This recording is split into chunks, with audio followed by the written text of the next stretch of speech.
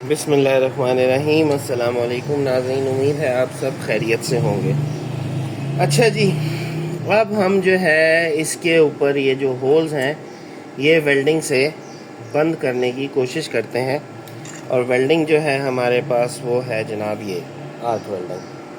ठीक है, तो प्रॉब्लम ये होती है आर्क वेल्डिंग के साथ कि आर्क वेल्डिंग जो है ना वो शीट मेटल के ऊपर आप करें ना, तो वो अगर तो शीट मेटल बहुत बारीक है ना तो वो वहाँ से होल हो जाता है।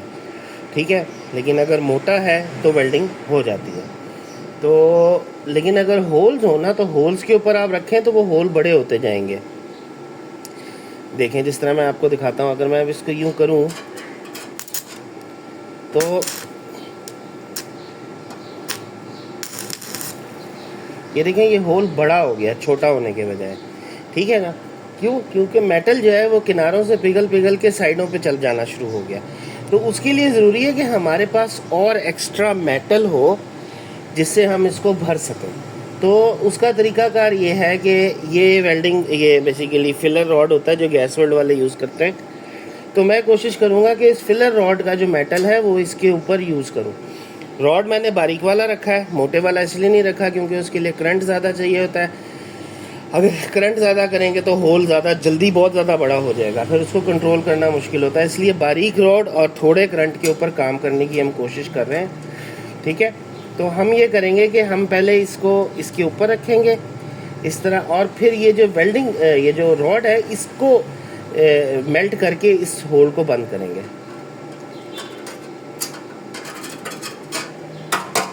बिल्कुल करंट थोड़ा है ना, इस वजह से काम नहीं हो रहा, लेकिन खैर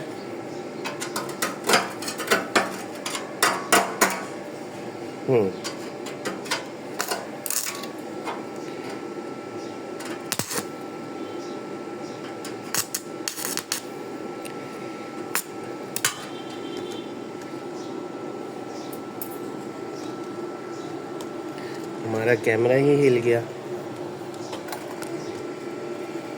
चलो अब जी, ऐनक मैंने पहनी हुई है वेल्डिंग वाली तो मुझे नज़र नहीं आ रहा कि किधर लगे हुए थे हम इधर, कि हो क्या रहा है इधर कैमरे में।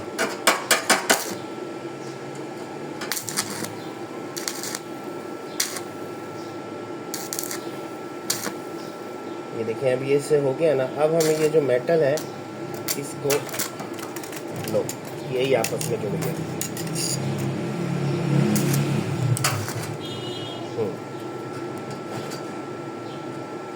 अब मैं कोई प्रोफेशनल वेल्डर नहीं हूँ जी, इसलिए मुझसे गलतियाँ हो सकती हैं। तजर्बा कर रहा हूँ, कामयाब हो गया तो बेस्ट हो जाएगा।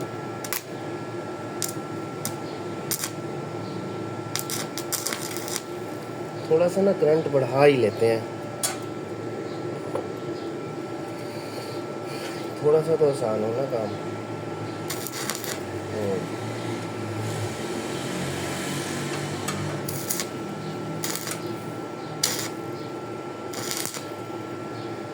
ये देखें जी, ये होल हो गया बंद, लेकिन इसका हमें पता तब चलेगा जब हम इसके ऊपर से जो इसका फ्लक्स है ना जो जम जाता है उसको झाड़ेंगे। उसको झाड़ने के लिए ये है कि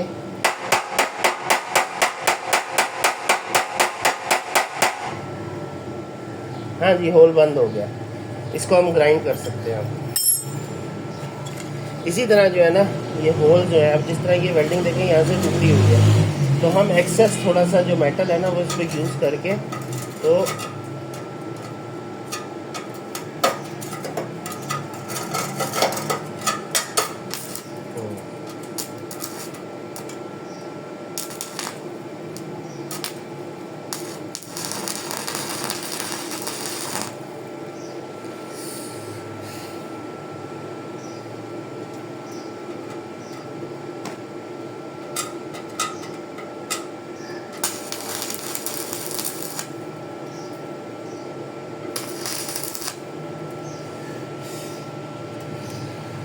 ये जगह भी हो गई।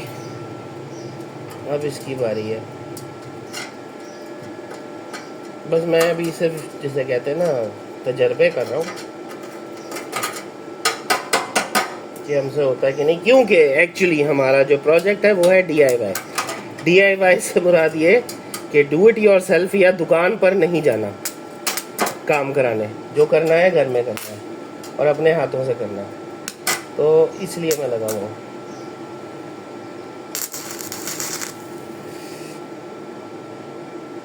लो हमसे ही होल हो गया बड़ा, चलो खैर है।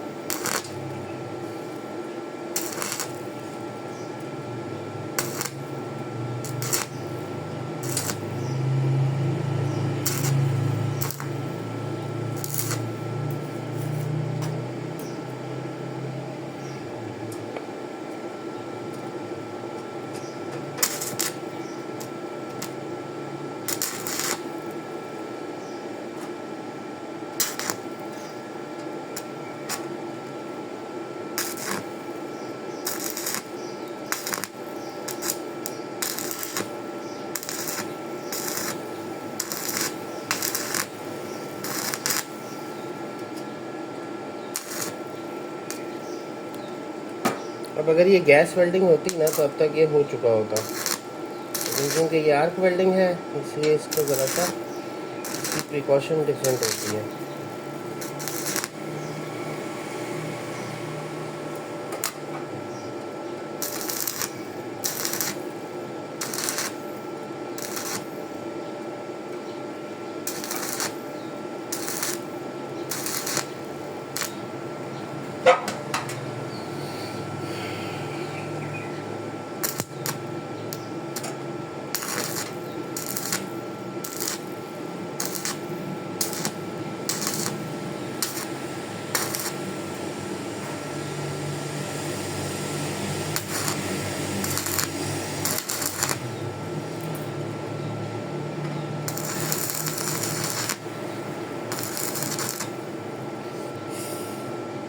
दूसरा होल बंद हो गया। अब ये वाला करके देखते हैं। इस जगह पे तो पीस लगाना पड़ेगा, ये बहुत ही बड़ा है। छोटे छोटे होल जो है ना वो तो हम इससे कर लेंगे।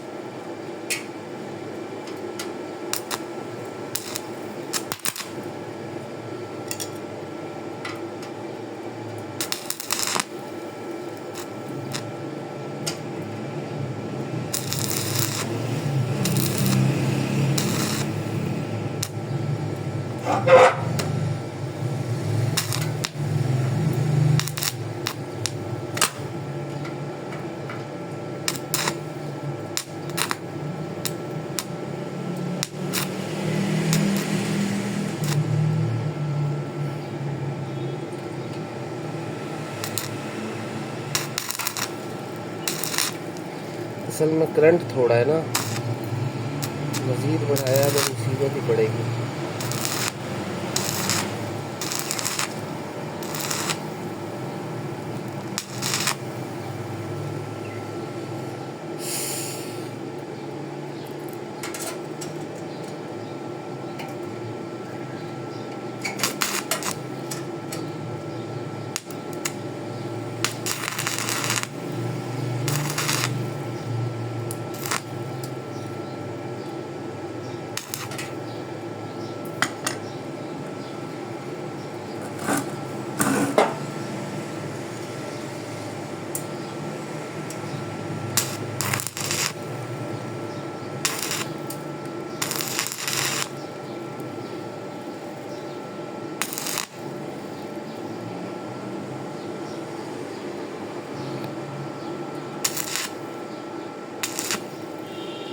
ये वाला होल भी बंद हो गया। अच्छा जी, अभी इसी तरह ही होल बंद होने हैं। इधर पैच लग जाएगा और ये जो ऊपर वाले जो सुराख हैं इनमें, इनके ऊपर भी पैच लग जाएगा, इधर भी और इधर भी पैच लग जाएगा। तो अभी मैं ज़रा ये होल्स बंद कर लूँ। दूसरा एक और चीज़ भी आपको दिखानी थी, यहाँ से तो गर्म है, ये जो बोल्ट्स हैं ना, ये वाले, ये इज्जत से नहीं खुलेंगे। इनको भी ना वेल्डिंग से गर्म करके तो खोलना पड़ेगा। उसकी मैं आपको एक एग्जांपल दिखाता हूँ। ये देखें,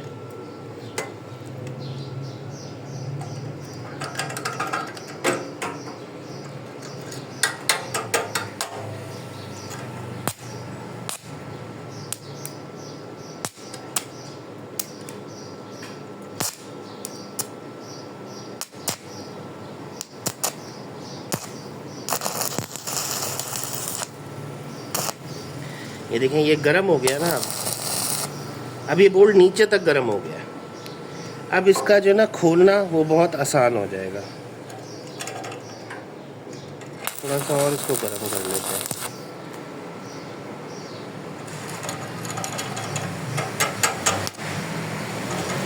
हमारा रॉड ही ख़त्म हो गया, दूसरा रॉड लगाते हैं।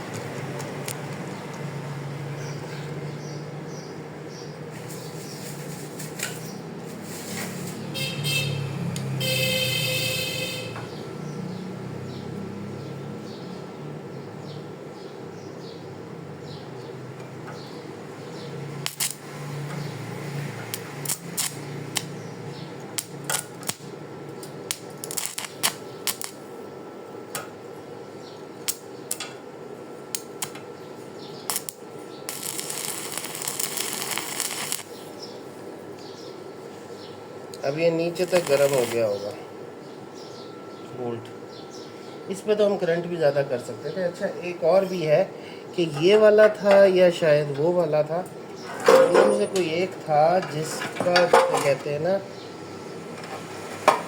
हाँ जी यही वाला। ये देख रहे हैं, ये पतरी कितनी नरम हुई हुई है। ये इसलिए क्योंकि यहाँ से टूटी हुई है। इसका एंगल सीधा करके ना हमें इस जगह पे भी इसकी वेल्डिंग करनी पड़ेगी।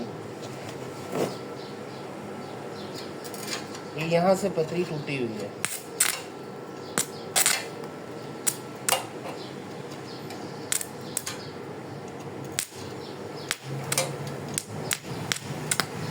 करंट बढ़ाओ ताकि ये तंग ना करे।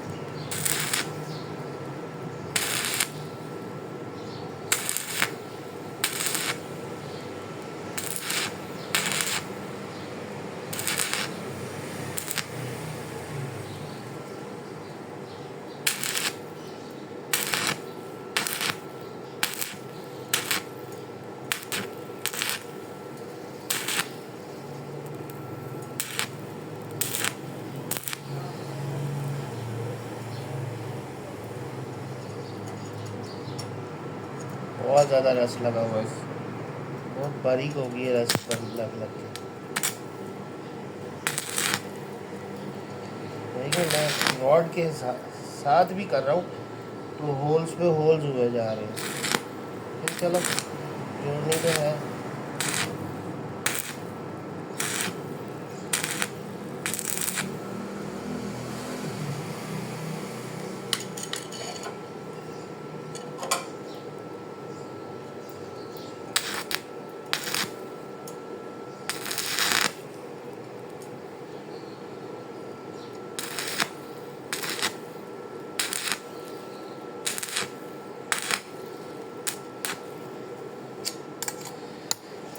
असूली तौर पे तो जी ये पतरी जो है ना नई बननी चाहिए। इसमें शायद इतनी अब जान ही ना रहे। नहीं भाई, पावर में आ गई है।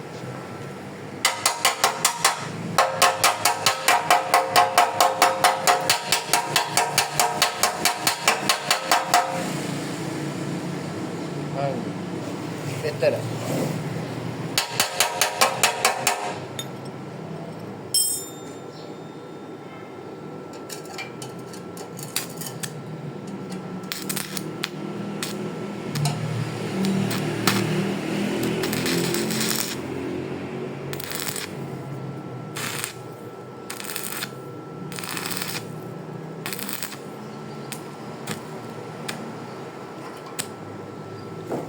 चल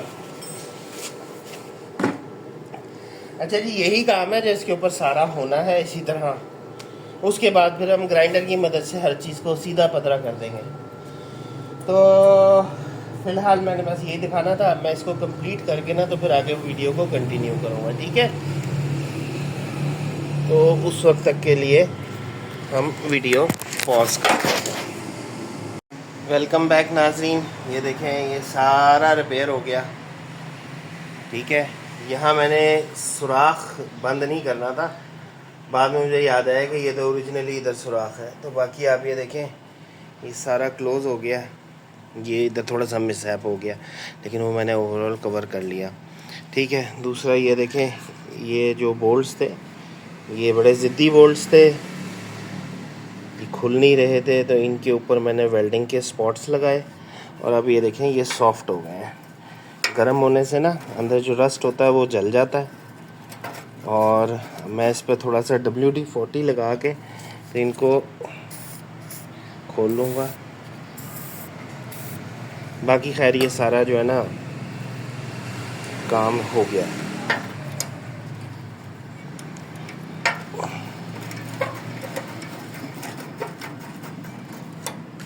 और अब बस ये मैंने इस पर थोड़ी बहुत फिनिशिंग रह गई है इसकी, लेकिन शाम का वक्त हो रहा है तो मतलब कि मगरिब होने वाली है।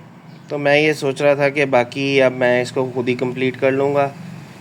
तो वेल्डिंग हमने पूरी कर ली है, अब हमारी बारी आएगी इसकी ये जो बकाया पुर्जा पड़ा है ना इधर एक्सटर्नल जो है, ये सारा जो है इसको लेके जाते हैं, इसको खोलते हैं, इसकी असेसमेंट करते हैं, फिर इसको रिपेयर करते हैं, ठीक है ना।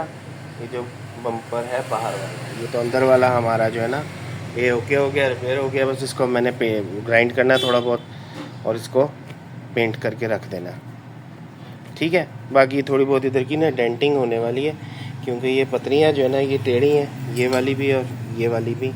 ये उधर की मैंने उतारी है जहाँ वो नेगेटिव ग्राउंड लगा हुआ है ना, उधर से ये वाली पतरी उतरी है। ये वाली ज़रा बड़ी पतरी है, ये इधर की है, ये भी उतारनी है। इन दोनों को सबसे पहले तो मैं जाके वो एसिड के अंदर डिप कर दूँगा अभी उतारने के बाद, ताकि जो है ना जब मैं सुबह निकालूँ तो ये एकदम चमकदार साफ़ सुथरी निकलें।